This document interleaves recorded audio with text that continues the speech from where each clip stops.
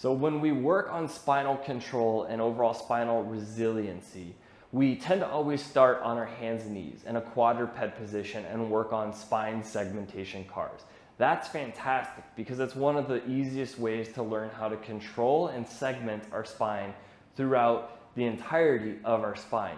But guess what, you guys? Life happens in many positions, right? We are not just always on our hands and knees. Therefore, we shouldn't just only work on spinal control and spine segmentation on our hands and knees.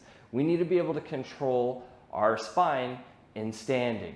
If we want to be able to deadlift, we should have good control of our spine in a deadlift position. So if we're doing a trap bar deadlift and I'm down here, I should have control of where my spine is, and I should be able to control my spine in that position. Same goes for basically any movement. You should have control and awareness of your spine in those movements, okay? That's just setting yourself up for more success and decreasing your chance of injuring yourself in those movements. So we can't just train hands and knees and expect that to translate into having good spinal control and awareness in the bottom of a deadlift or at the bottom of a squat. Sure, it's going to help, but it's not necessarily always going to translate. Hopefully you see what I'm saying. So before we get that complex and work on those type of movements and control with our spine in those movements, let's just start in a simple standing position. Some people call this a Jefferson curl. I won't even call it that for now because I'm not necessarily elevated on a platform and going through a traditional Jefferson curl. But we're going to stay standing. Feet are going to be about shoulder width apart, and we're going to start at the base of our skull and work down our spine into flexion, and then work from the bottom up into extension. So it's going to look like this. We're going to take our chin down to our chest, segment by segment. We're going to round through the upper back. We're going to round through the mid back. Essentially, like we're just going to go down and touch our toes. Down into the lower part of that mid back. Knees are going to basically stay locked out. You can shift your body weight backwards a little bit. Then we're going to round through the low back. And we're just fully collapsing down segment by segment through the low back. And then the pelvis. Everything stays relaxed at the bottom. Just hang out there for a second. Then at the bottom, we're going to start at the base of our low back. And we're going to tuck our tail between our legs. We're working to extend through the low back, mid back, upper back,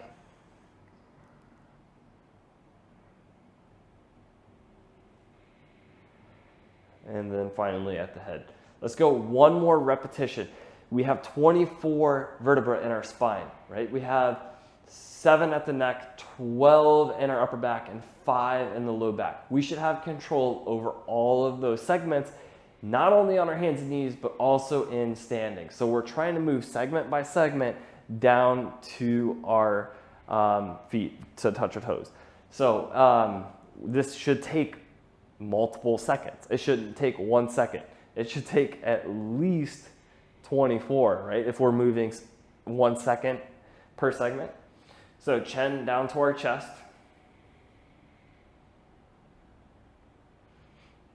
Keep the chin at the chest. We round through the upper back.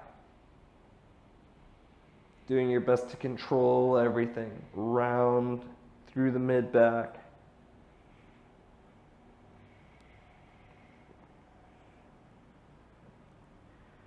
Lower part of the mid back.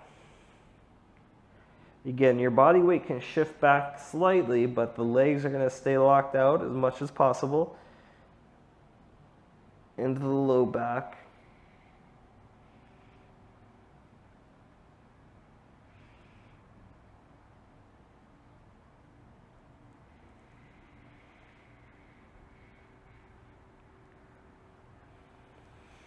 Fully relax all the way down at the bottom for a second. Should get a good hamstring stretch. And then from the Opposite direction, we're going to start by tucking our tail between our legs, extending from the bottom up. Again, nice and slow. You should feel your low back to extending into the mid back, lower part of the mid back. Work to the upper part of your mid back.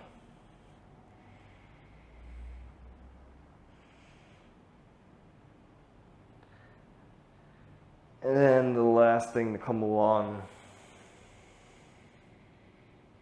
is the head. So I'm still working on that movement myself, but what we're looking for are hinge points.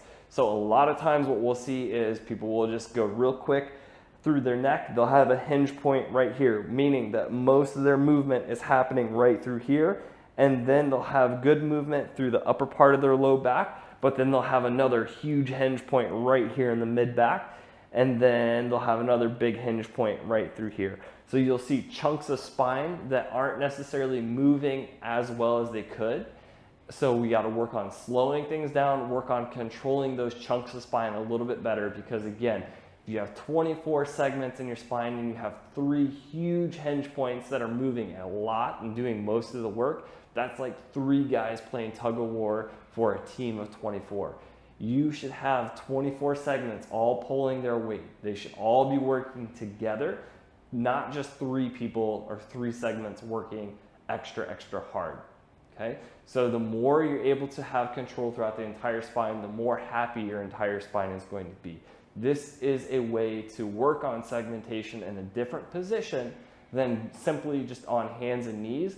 And I would highly recommend working on this in an unloaded position to start. And then after several weeks, months, or even up to a year or so, working on slowly progressing load. Maybe starting with a 5-pound dumbbell or kettlebell and letting the weight kind of pull you down, but you're actively working still on control. The spine is really no different than any other joint in our body.